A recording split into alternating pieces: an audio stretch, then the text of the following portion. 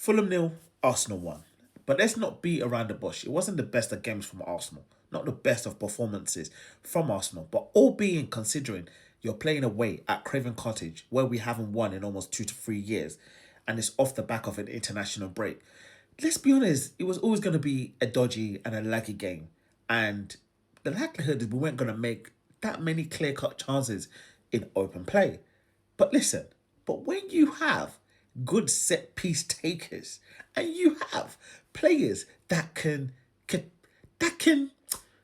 what's the word? Put it in the back of the net, then I'll take it all day.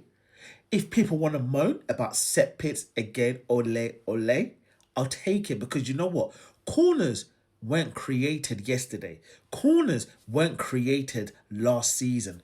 Corners have been around. If your team cannot score from corners or cannot defend corners, that is a you problem. I'll take it all day. But let's talk about this one. In my last video, I said it. Who's going to be Arsenal's biggest challenge winning the title?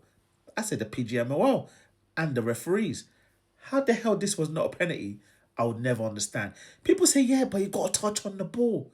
Okay, but didn't he get a touch on Bukayo Saka first?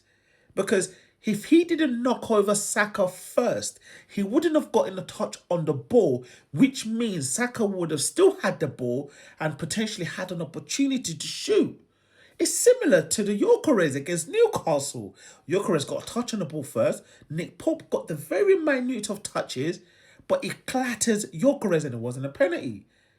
Honestly, I don't understand. And people say, oh, but you moan. It wasn't a penalty. There's an agenda against Arsenal. They don't want us to win. They don't want us to have a penalty. But you know what? We'll keep relying on our set piece. Set piece again. Ole, ole. Trossard again.